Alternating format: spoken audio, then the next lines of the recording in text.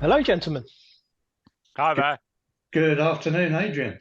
All right, nice to see you. Right, today we have a special appearance from Jonathan Armstrong. Jonathan, if you'd like to give yourself a bit of an intro, really, on your background. Oh wow, I'm Jonathan Armstrong. I'm at Caudry, a specialist technology and compliance lawyer. I've been doing that for, I guess, about 30 years, and obviously it's my abstinence from alcohol that enables me to keep my youthful looks despite that. Good stuff.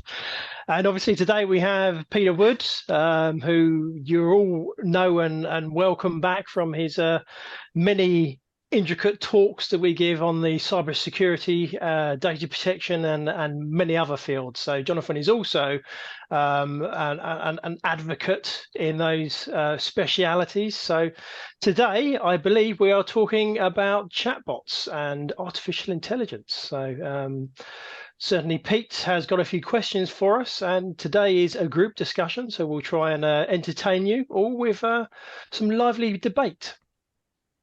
Over So, to you, Pete. thanks, Adrian. Right, well, I took the, to me, appropriate step of asking a certain chatbot that shall remain nameless what questions it might suggest I should ask. Have some of my own as well, see if you can spot the difference. Probably the biggest clue will be me looking at that monitor in order to be able to read what it said. But of course, I can pretend my notes are over there as well, couldn't I? So I'm going to pick one from this list that I think is relevant. Are there any legal requirements for disclosing the use of chatbots to customers, assuming we're talking about a commercial application of chatbots? Yeah, I think there are. So the first thing to say, I guess, is that anybody who says that chatbots are like the Wild West and unregulated should be left alone in a large field and not fed, or what other appropriate non-violent punishment you can think of to make them come to their senses. Of course, anything like this is pretty heavily regulated, obviously by existing legislation in the main rather than specific AI related legislation, although there are various proposals for various AI related legal schemes, if you like. So you get back almost to first principles with most of this stuff. And here, the main obligation will be an obligation to be transparent with individuals. So technically called data subjects under GDPR. So there's an obligation in GDPR Article 5 to effectively to be open and upfront with somebody. So if you're going to process their data using AI, then you should tell them about that upfront, and you need to have a lawful basis for that processing. And processing is a really wide definition. So even taking their data and putting it in a pot of training data will count as processing, even if you're not actually sweating that data initially. And so you'd need to be transparent with somebody and tell them that that's what you're going to do. And you'll need to handle that data fairly and lawfully as well. So there are various transparency obligations that are bound to hit you. And topically, on Friday, the Italian Data Protection Authority, the Garante, suspended ChatGPT processing data on Italian citizens, partly because they hadn't met that transparency obligation, I think. So Wow. does that mean that Bing is also banned in Italy now because they integrated ChatGPT into that last month, I believe? Yeah, possibly. I mean, we don't know the full details of the Garante announcement. It's only about 5 paragraphs long. It mentions that it has suspended ChatGPT. It also, in February, suspended Replica AI, another chatbot. I don't know, as we speak on sort of Monday, just after lunch, that they've suspended Bing, or the Bing plugin, if you like, that adds OpenAI data. But that might be something that they're contemplating. Wow. That's a big release of info, really. But yeah, good on the Italian supervisor authority for actually taking action on that front. Yeah, and I mean the whole interest in this transparency piece isn't just down to the Italian regulators. I mean, the German regulators had an investigation into Clearview AI, UK and Australia also had an investigation into Clearview AI. I think they were the first chronologically to say that they had these concerns about transparency, and then off the top of my head, France, Italy, Greece, I think have also looked at Clearview AI's practices. So it's not something that's confined to one particular regulator having a campaign. Many of them are looking into the way in which AI handles data. Yeah, and certainly multiple of those supervisor authorities, including our own ICO, have had conversations about Palantir, the US company that is certainly contracted at the moment to deal with some NHS data that there are some controversies over. So it'd be interesting to follow that. Yeah, exactly. And in the UK, we've also had an investigation into Google DeepMind as well, again in their use of health data. So there's plenty to keep regulators busy, I think. Yeah, and of course we've all been playing around with Bard this past week. That has been released by Google themselves into our atmosphere. Yeah, I've not played with it myself yet. I hear that it's not without its limits. Let's put it that way. That's been my experience of just a fairly short running comparison side by side with ChatGPT, and just having a look at the comparing the outputs. It seems quite limited at the moment, but then they were very upfront about it being in a testing phase. So I suspect it's more gathering the questions than it is answering them right now. So I've got a side question on the back of the last one, which is this. And what legal issues should businesses consider if they're going to implement chatbots that interact with minors? I don't mean people digging coal out of the ground. I'm using the American term for children or vulnerable populations in general, I guess. I think you're going to have to be even more transparent, and I think you've also got to be careful about things like phraseology, and maybe the replica case illustrates quite a few of these things. So for those of you who don't know, replica is a sort of virtual friend bot. So theoretically, if you are lonely and looking for somebody to talk to and you can't or don't want a human, then you might have a replica AI bot to talk to.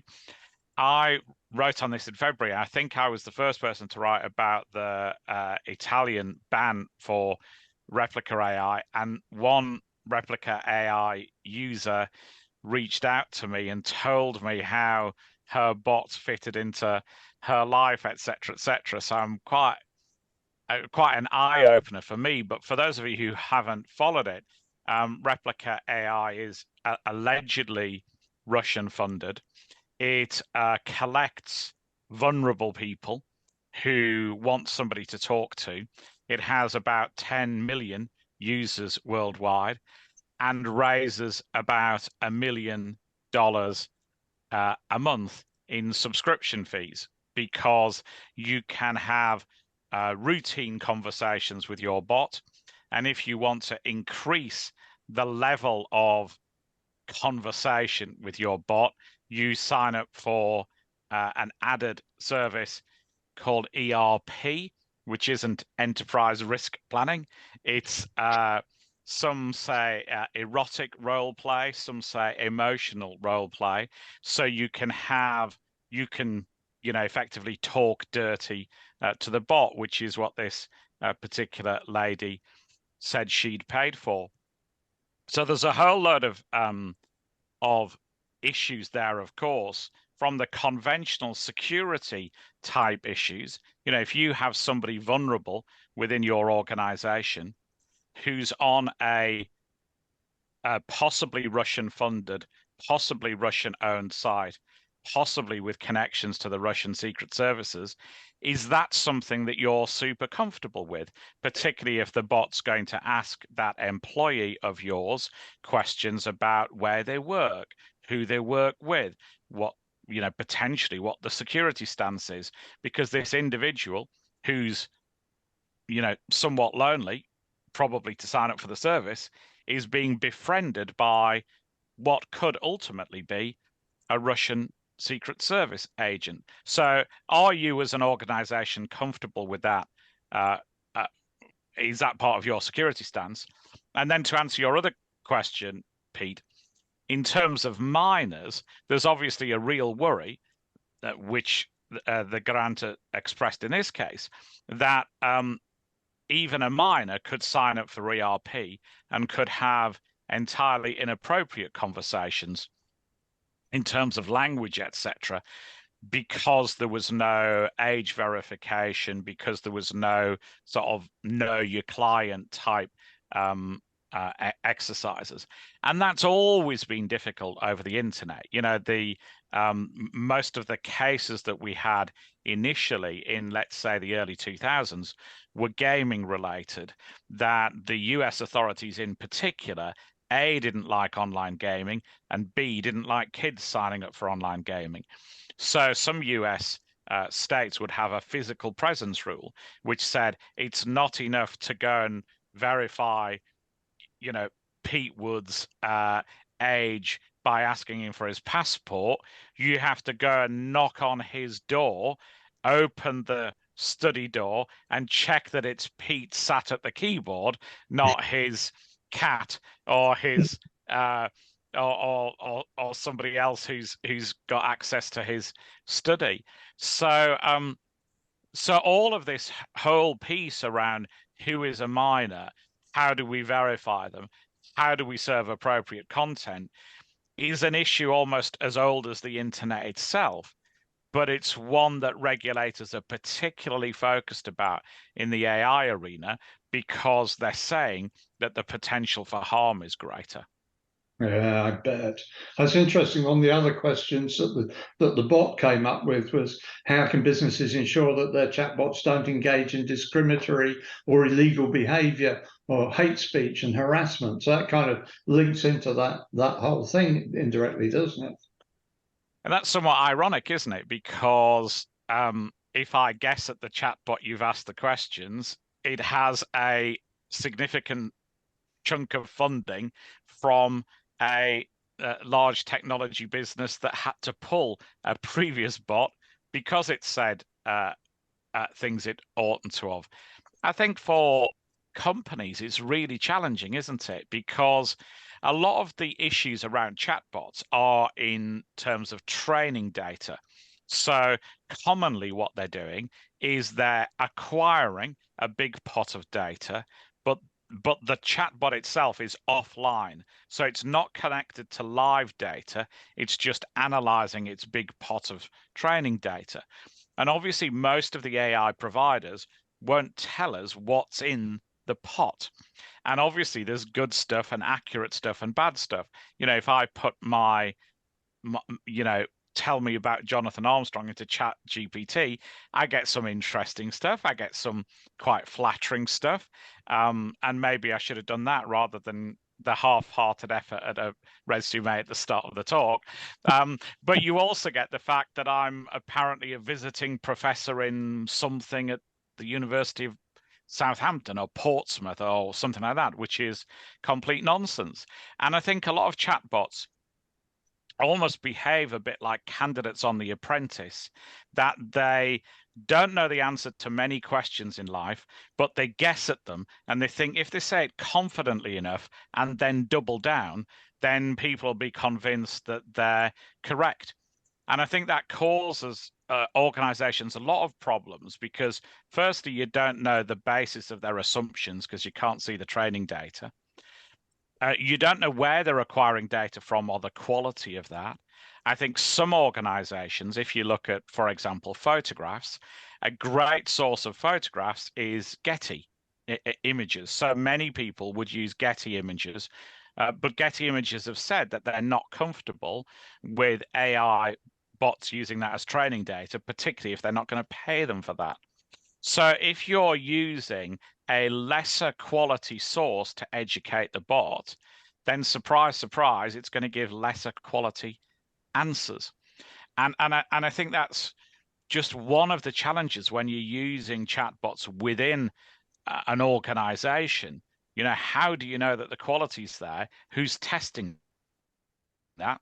What's the pot of data that they're basing their answers on?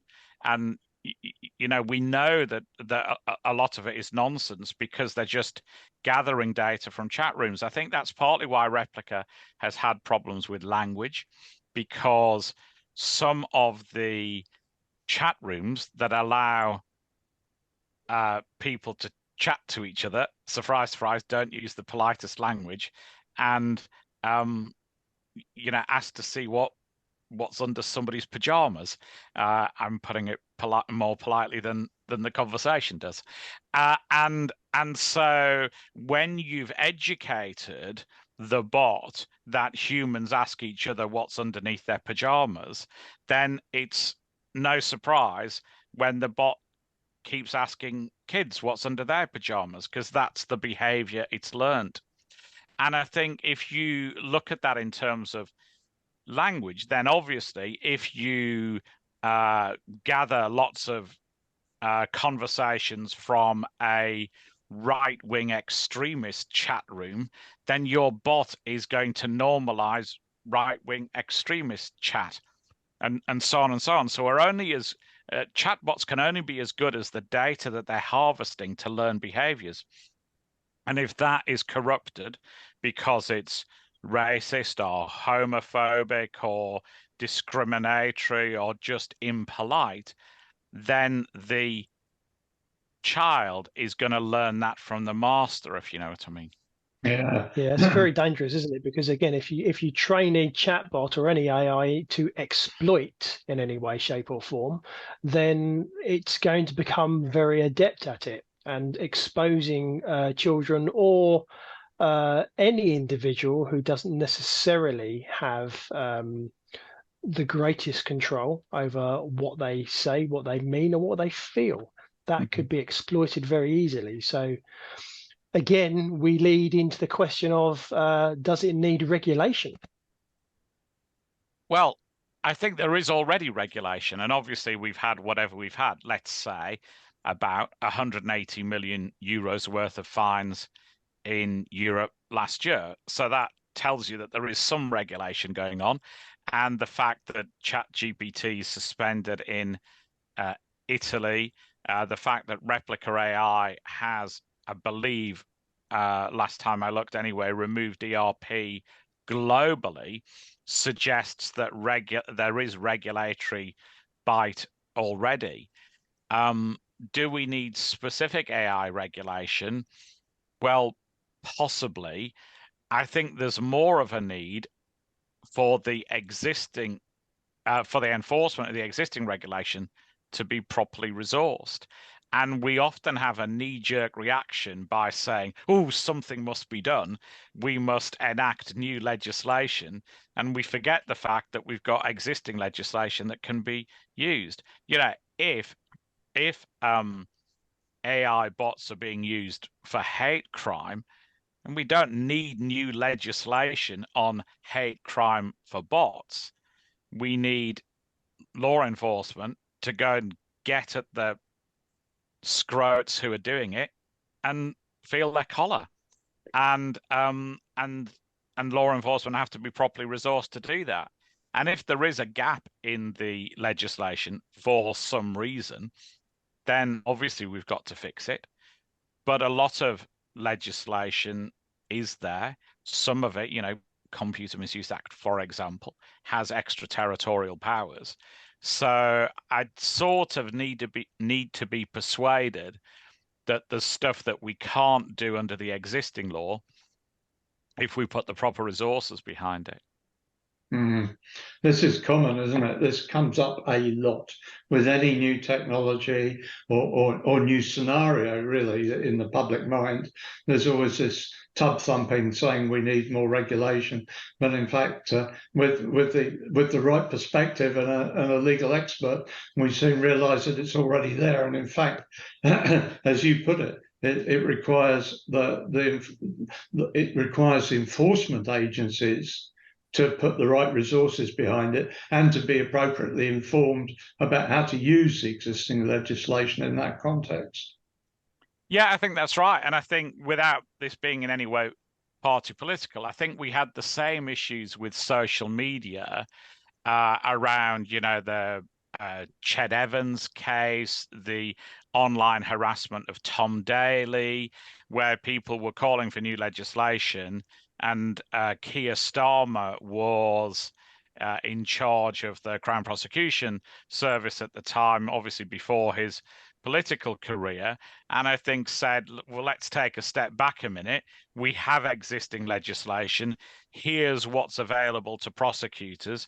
Here's guidelines on how we can use it.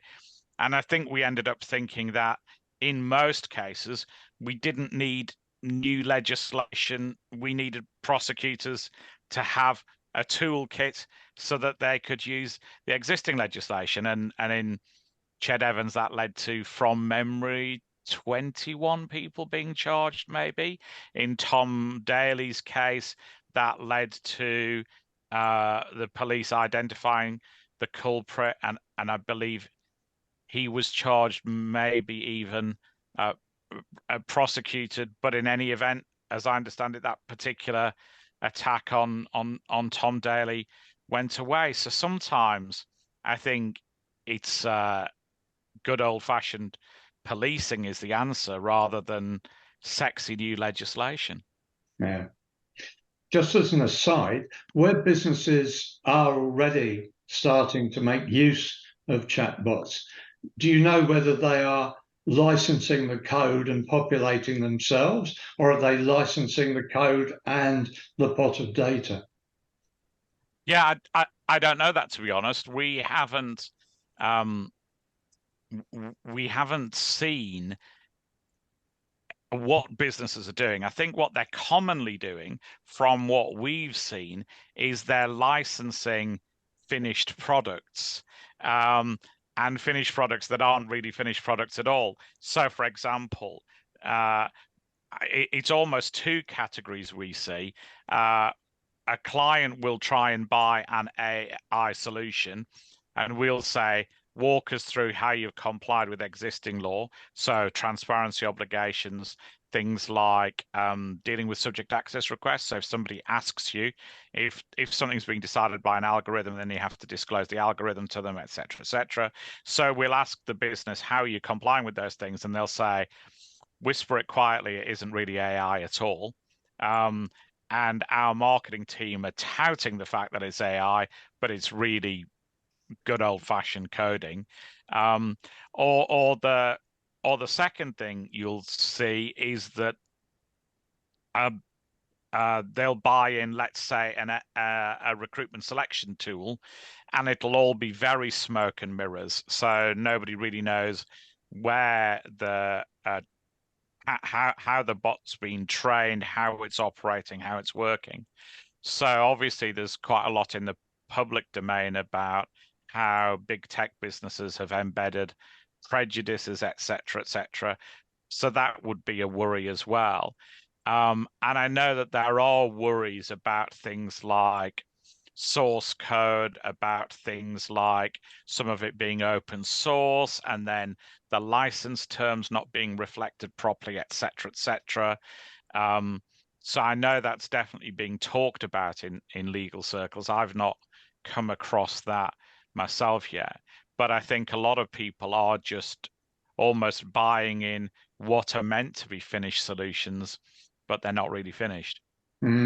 Yeah, I think where I deal with a lot more in terms of AI is the machine learning side of things, really. So a lot of businesses are deploying what they call bots that are actually algorithms that learn from human beings in terms of the behavior or processes that they do to complete a certain task. So again, they are very successful in certainly mapping out those workflows. Can you teach it some bad habits? Most definitely.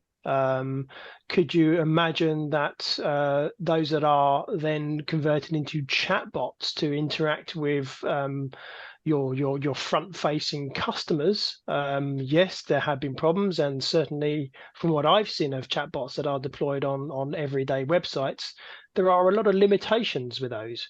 But again, it depends on how they're trained, how they learn, and then how they're adjusted over time. Because what we find is a lot of companies are just deploying these bots and then they're not adapting them to the circumstances after that initial deployment. And I think that's where you come into problems. A lot of people then have withdrawn a lot of those services and have gone back to human beings interacting with people. Yeah, very interesting. I suspect a lot of people aren't really planning what they're doing. They tend to be quite reactionary, and or get a really great salesman knocks on their door, and buy the sizzle, not the sausage. Absolutely, yeah. It's all big marketing ploys, and good salespeople always drive those initial outputs of sale. But yeah, let's see how they're actually followed up. Lots of flashing lights on the box. That's an important feature in my opinion. Yeah, that was what was always wrong with our solutions. Not enough flashing lights. There's one of the questions that it popped up was rather fun, I thought. How can I implement effective monitoring and logging of chatbot activities to detect and respond to security incidents? I suspect the answer is you can't, if all you're doing is basically renting use of an existing third-party service. I think that's probably right, wouldn't it? I mean, I think your ability to log is obviously probably only as good as the app's ability to log, isn't it?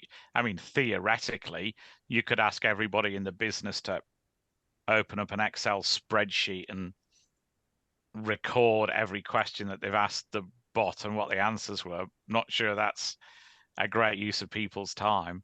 Well, I guess you could proxy it if it's an API. I suppose you could stick a proxy in between. But you know, I'm interested also in how secure those chatbot APIs are. You know, are we? You know, is there adequate protection over what could be GDPR relevant data being transmitted with, you know, well, this is standard third-party questions, isn't it? When you look at the supply chain, you know, have you done due diligence with the supplier? But when it comes to some of these organizations, which are very large and which people tend to treat differently and may not respond in the way that you'd wish when you ask some compliance-type questions as a customer, do you think? Well, I suspect I probably know what you're going to say, but where people are implementing this sort of technology, do you think they're doing due diligence? I think a lot of them aren't, and obviously I think they should. And post the Schrems decisions, you have to do effectively double due diligence. You have to do due diligence on the outfit that you're dealing with, and due diligence on the location of the data. And often I think people in this space are struggling to do the second bit, because sometimes the person they're dealing with doesn't even know where the data is. And they'll say things to you like, well, it's in AWS or it's in Azure. And you'll say, so where is that server? And they'll say, well, I don't know. And you'll say, well, we need to know. And then they'll say, well, I can see on the on the configuration, I can configure that that's in Ireland. Would you like that? And it's clear whenever we talk to vendors on behalf of clients, quite often they just haven't thought of any of the issues at all. And some of them are quite accommodating if you tell them what you want, some not. But obviously, you've got to do your due diligence. And whilst some other providers in this space are big or have backing from people who are very big, some of them aren't. Some of them are still, you know, almost two people and a dog in a garage with a bright idea and a good marketing plan. And so you've got to think, you know, am I prepared to trust my data to them. You've got to do the same due diligence as if you're outsourcing payroll or whatever, if you're going to outsource recruitment. And a lot of organizations, I think, are failing with that. And there's also an issue, isn't there, where I did a piece of work for a client, early 2000, I think, where they had an issue. They asked me to join a little board they had looking at new tech ideas that were coming into the business. And I said, so I went to this meeting, and we, almost like Dragon's Den, represented these ideas, and we asked a load of questions. And I said to the guy who'd asked me to be on this board, they're a major US corporation, Fortune 50, said, I'm not sure what the legal input was on that. They're very early stage, these ideas, some of them. He says, oh, you're not on this board as a lawyer. And I said, well, there's three of us on this board, and we're all lawyers. And he said, yeah, you're lawyers, but you're really there because you're the most cynical people I know. And he's not spoken to me, has he? and so it turned out that what they wanted was people who weren't prepared to say, I don't understand any of this, explain it to me, or I don't get it, tell me what it is. Because the problem that they'd identified in the business, it was a bit like the emperor's new clothes, that a salesman would go into a relatively junior guy and say, for the purpose of our conversation, it's AI, it's magic. And the junior guy would then go to a middle manager guy and say, how does it work? The junior guy would say, it's all AI and it's magic. His boss wouldn't want to say, I don't understand about AI, because he wants to get with the kids. So he says, oh, AI magic, fantastic idea. Then he'd go up to his boss and repeat. The boss would say, how does it work? The middle manager would go, all AI and it's magic. It's a wonderful thing. So the big boss would then go and tell the business he was 100% behind the idea, understanding 0%. And what they said, if somebody had paused and said, what actually does it do? Or if every boss in the chain had been neutral and said, I'll need convincing, then they wouldn't have done it. But the fact that everybody was all in because it was new technology, nobody had the guts to effectively say, hold on, what exactly is it? What does it do? Have we done due diligence? So sometimes you can't be the groovy kid in your organization. Sometimes you've got to say, I don't really understand this.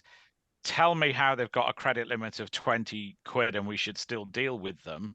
And tell me why they're operating out of a bedsit in Camden Town when they claim to be an international technology business. So sometimes you've got to do the boring stuff like credit checking, looking through companies' house records or equivalent records in other countries, and then actually asking the hard questions about what's the training data, where's the data based, what are you going to do with my data, is my data going to be used to improve the model, is my data accessible to everybody else?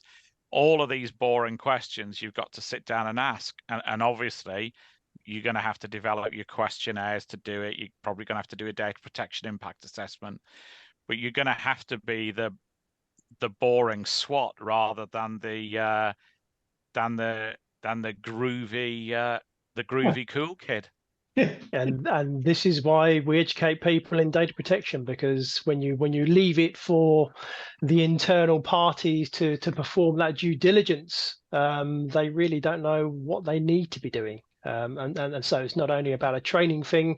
I mean, we've been doing this for quite a few decades now, but certainly since the EU version of GDPR came in, those laws changed, and we've been doing a lot more in terms of helping people understand that due diligence process. But even nowadays, you talk to people about doing a data protection impact assessment, and they're none the wiser.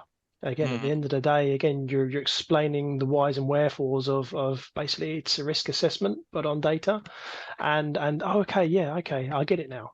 But actually, there's so many other portions to this that are basics in terms of both that data protection. And although the laws may slightly differ in each country these days, there are a lot more international companies, not only inside the EU or the UK, that are adopting those similar legal methods at their core, certainly, and indeed some states in the US even that are trying to adopt some of those best practices as well now. So it is interesting.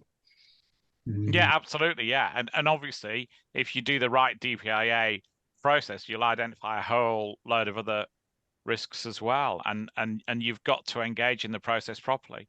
I'm just looking at something at the moment, which is for a client, which has led to a regulatory complaint.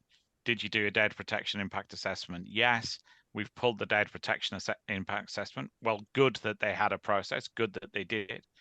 But the key questions have just been answered not relevant or not applicable when they were relevant and applicable. And you know, the check and balance in the business as that it was almost, has a DPI been completed? Yes, tick, rather than were inane answers given, which so nobody read it. They checked the fact that it had been filed. And that's before we get into the post-Shrims 2 world of special contractual clauses. Yeah, exactly. Yeah, and that whole debate with Brexit, which we don't want to go into. No, absolutely no, not. Not again. I've got a question that, because of the way I look at the world and data flows and so on, is we were talking earlier about where the data at rest resides, and making that selection. Say, if you're using Azure or whatever, then we select it's going to be an island. What about the compute element and transient data or cached data? Is a consideration given to that, because that data could be intercepted while it's cached in the compute function, and does therefore the compute element of this also need to be in the right place, if you like, geographically? Yeah, I think that's a good point as well. I think that you need to look at the whole process end to end, and then and as you rightly say, it's not just where data is and how it moves from a location to location, but it's also where it can be accessed from as well. So you often get this with HR applications, for example, where the organization will say, oh, we know we have to put data on EU employees in Ireland, so we'll do that. And then you find out that the parent company's HR team are pulling all sorts of information sat in Boston, Massachusetts, or wherever they are. So it's not good enough that you've kept the data in Ireland if the guys in Boston can still access it. So you have got to look at, as you rightly say, where data resides, but also where data's processed. And the definition of processing under GDPR and previous legislation is very wide, and that'll include looking at it. Right, and would processing include processing by an artificial intelligence, assuming that it's actually using AI?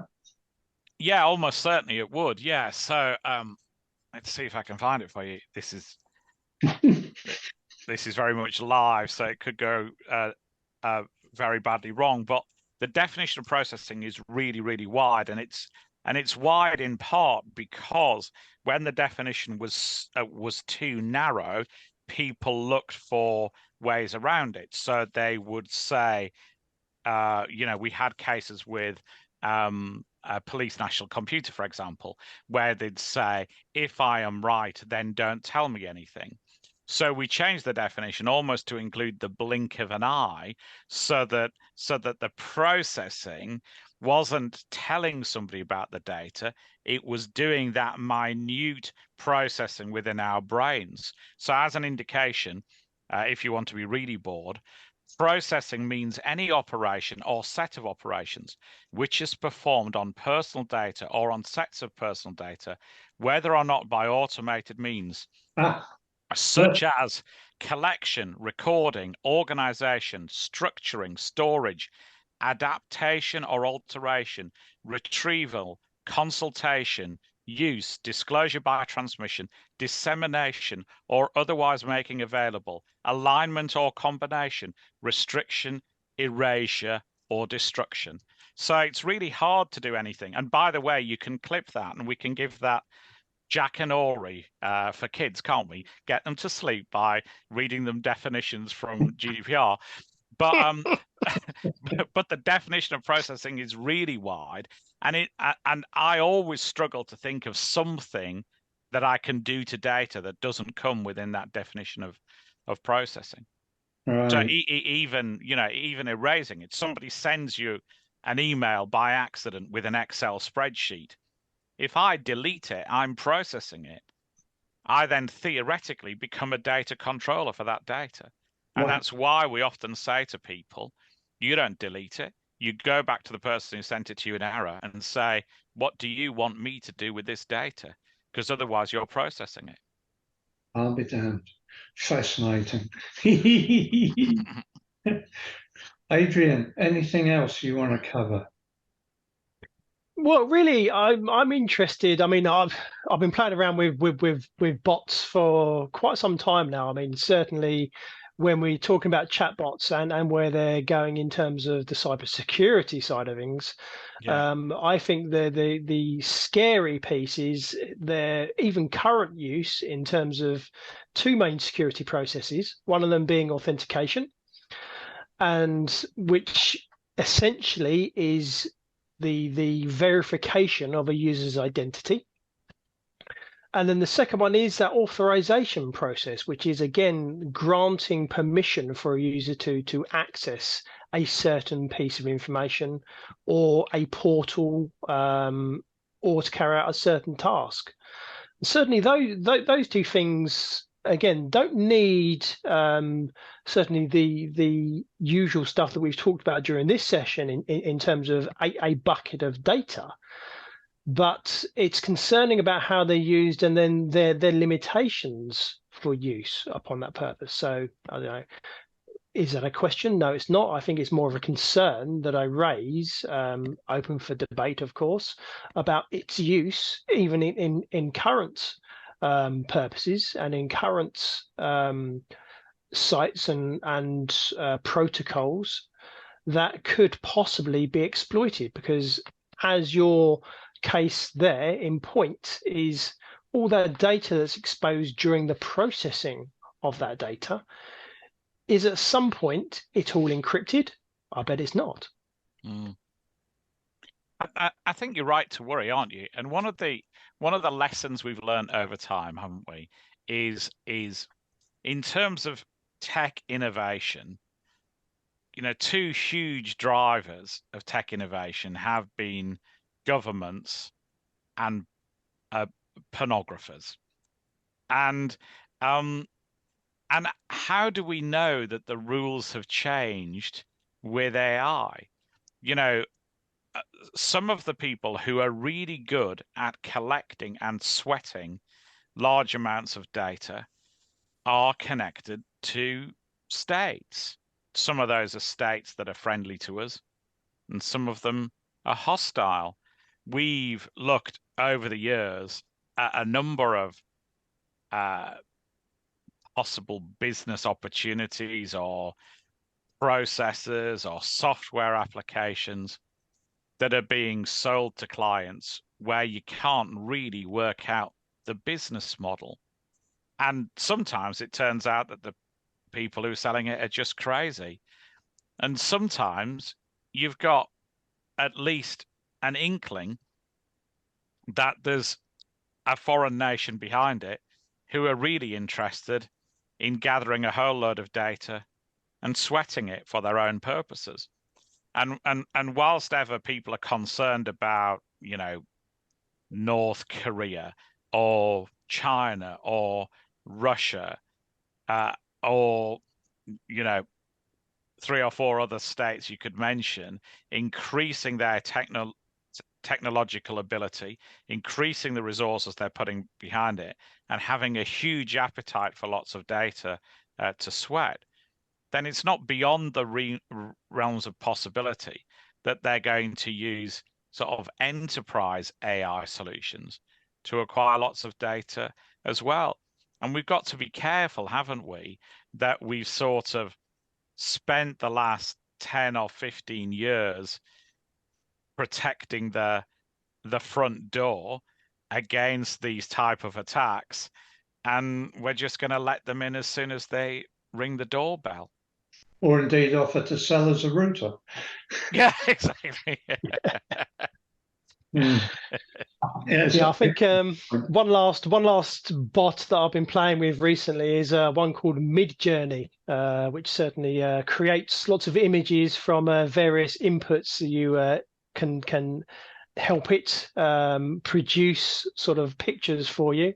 And yeah, there was a good article over the weekend, and I'm not going to display any images of it because I don't know of the copyright legalities of that. But certainly there are cases I can see that they could come up in terms of litigation in the future where people are manipulating these chatbots to display some at times quite hilarious imagery, but I can see some cases there where this may come foul of some of these creations that are occurring. A bit like the one of Trump being arrested last week, which was again some hilarious and very well produced imagery by these chatbots. But yeah, there are some certainly of selfies that I've seen over the weekend of the Last Supper and other things like that, which are great fun uses of such chatbots. But yeah, there can be some dangerous ones, I think, that will come up in the future. Yeah, that segues into deepfake, doesn't it? Absolutely, yeah, which has been around for quite a while now, really. Interesting. Okay, I think we should probably draw a line under that now, if everybody's happy, so that our audience is left wanting more, as I'm sure they will be. It's absolutely been really educational for me, as always, talking with you, Jonathan. Thank you so much. Yeah, pleasure. Nice to chat with you. Yep. Thanks, Jonathan, and thank you, Pete, for the great questions, and obviously the bots that have contributed today. Thanks all. Absolutely. Bye-bye. Take care. Bye. Bye.